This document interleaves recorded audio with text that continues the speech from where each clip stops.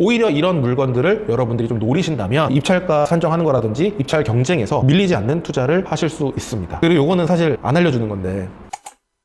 안녕하세요, 고문주님. 네, 안녕하세요. 댓글에 저는 이미 아파트가 한 채 있는데 다주택자인데 다가구 건물 투자하면 안 되나요? 또 물어보시는 분들이 많이 계시더라고요. 다주택자는 다가구 건물 투자 못하는 건가요? 내가 주택수가 있다라는 거는 다가구 주택을 취득할 때 불리한 점이 뭐가 있을까를 생각을 해봐야 되거든요. 일단 바로 떠오르는 거는 취득세 중과가 되는 거거든요. 근데 지금 내가 현재 1주택이에요. 그리고 내가 2주택을 다가구 주택을 취득을 했을 경우에 비중지역 같은 경우에는 취득세 중과가 없습니다. 그렇기 때문에 사실상 문제가 되는 경우가 없어요. 그래서 1주택자이신 분은 그냥 그대로 하시면 될 것 같고요. 이제 그럼 다주택자이신 분들이 문제인 건데, 다주택자이신 분은 12%가 나옵니다. 취득세 중과가. 뭐야, 그게 큰가? 이렇게 생각할 수 있는데, 이게 시드가액이 20억이면 10억이면 엄청나게 중과가 많이 되는 겁니다. 일단 내가 다주택이면 어떤 주택을 보유하고 있는지부터 쭉 한번 정리를 해보세요. 분명 다주택자이시면 중간에 꼭 하나가 아픈 손가락이 튀어나와요. 아픈 손가락 저도 있었습니다. 근데 그 아픈 손가락에서 피가 철철 나요. 근데 이 아픈 손가락 피 철철 난다고 다가구 주택을 취득 못 하잖아요. 피가 더 날 수 있습니다. 그러니까 얘를 빨리 도려내야 되는 거예요. 그럼 얘를 어떻게 처리할 수 있는지부터 먼저 생각을 하고, 최대한 취득세 중과가 되지 않을 정도의 집을 좀 정리를 하신 다음에 다가구 주택을 추천하는 게 좋다고 생각합니다. 너무 되게 당연한 이야기 하는 것 같죠? 근데 실제로 강의를 하다 보면 매번 똑같은 질문을 받아요. 그래서 제가 상담을 해드려요. 그럼 상담을 하면 꼭 아픈 손가락 때문에 다주택자이신 거예요. 그래서 얘 때문에 다가구 주택을 못 하겠대. 결국 얘기 들어보면 낙찰 받은 금액에 비용이 있을 거 아니에요? 다 부대 비용까지 해서 그 포함한 금액이 2억 3천인 거예요. 예를 들면 2억 3천에 팔면 손해가 없대요. 또이또인 거예요. 근데 손해를 보기 싫으니까 그냥 걔를 두는 거예요. 그리고 다가구 주택을 취득을 하려고 하니까 취득세가 중과가 되는 거죠. 그러니까 어떤 비율이 더 큰지를 한번 보셔라. 그러면 그때 느끼죠. 아, 내가 이걸 빌라를 취득을 해서 지금 현재 안 팔리고 있는데 얘를 1,000만 원을 손해를 보고라도 정리를 해야 되는 게 맞겠구나. 내가 정말 다가구 주택을 하고 싶다면. 왜? 이 1,000만 원이 손해라고 생각을 해서 안 해요, 보통. 생각도 안 하고 고민도 안 합니다. 그리고 다가구 주택을 취득할 때 10억짜리, 20억짜리를 12%를 낼 생각하고 있는 거예요. 비교가 안 되죠. 10억만 해도 1억 2천이잖아요. 그럼 1,000만 원을 주고 취득세 중과를 안 받는 게 나은 겁니다. 정말 객관적으로 다시 재판단해야 돼요. 그리고 이제 또 어떤 분은 이런 사례도 있습니다. 공동투자를 한 거예요. 지분 투자를. 그러니까 5억짜리가 2억 5천에 나온 거예요. 2억 5천짜리를 2억에 샀어요. 근데 2억에 대출이 안 돼요. 그러니까 그 2억을 잔금을 치르기 위해서 10몇 명씩 모아가지고 지분 공동투자를 합니다. 근데 이 집을 팔아야 되는데 이 집이 안 팔려요. 그럼 소송을 해야 되고 경매를 집어넣어야 되는데 시간이 오래 걸립니다. 근데 내 지분 돈이 얼마 들어가 있냐? 3,400만 원 들어가 있습니다. 이 3,400만 원이 들어가 있어서 주택수가 포함이 되는 거예요. 이런 경우도 너무 많이 봤어요.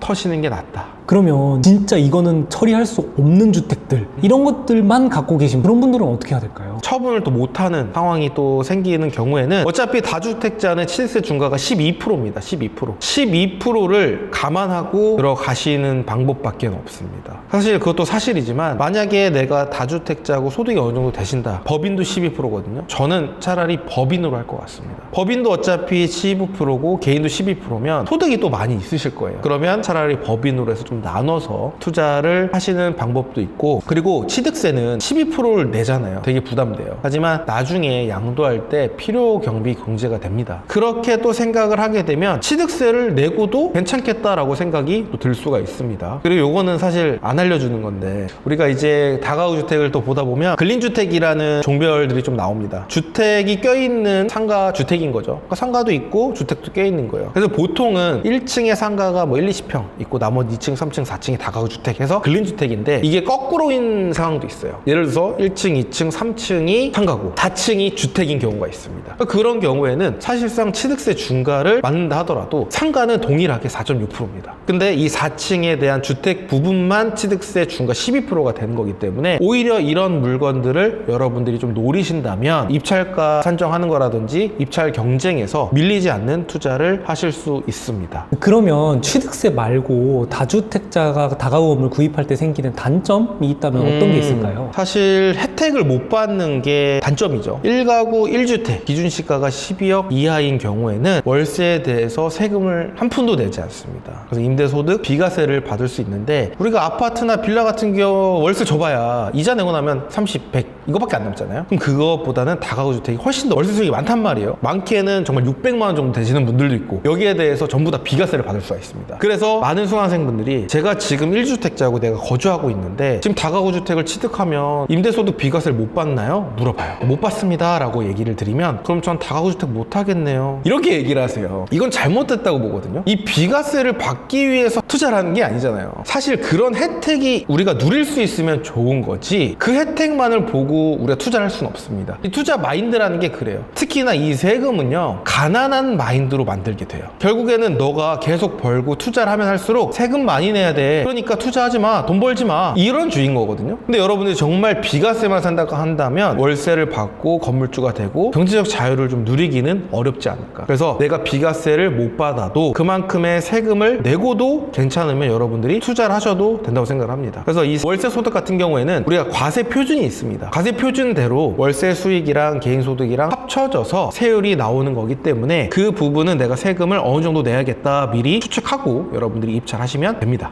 그래서 오늘은 다주택자는 다가구 주택을 투자해도 될까? 이런 부분으로 질문 좀 주셨습니다. 제가 알고 있는 부분들을 여러분들한테 말씀을 드렸는데, 사실 이 질문 말고도 내가 다주택자인데 다가구 주택을 하고 싶어, 근데 이게 이렇게 맞을까? 이게 정말 맞을까? 이건 궁금해 라는 부분들이 분명히 있을 거라고 생각합니다. 그런 부분들 같은 경우에는 제가 요번에 다가구 라이브 세미나를 진행하니까요, 이 세미나에 참여해 주셔서 실시간으로 내가 다주택자인데 이런 건 어떻게 해야 될까요?를 질문 남겨주시면 제가 답변을 드릴 예정이니까 아래에 고정 댓글 확인하셔서 라이브 세미나 신청해 주시면 될 것 같습니다. 오늘 영상도 유익하셨다면 좋아요, 구독, 알림 설정 부탁드리고요. 다음에도 더 유익한 영상으로 찾아뵙도록 하겠습니다. 감사합니다.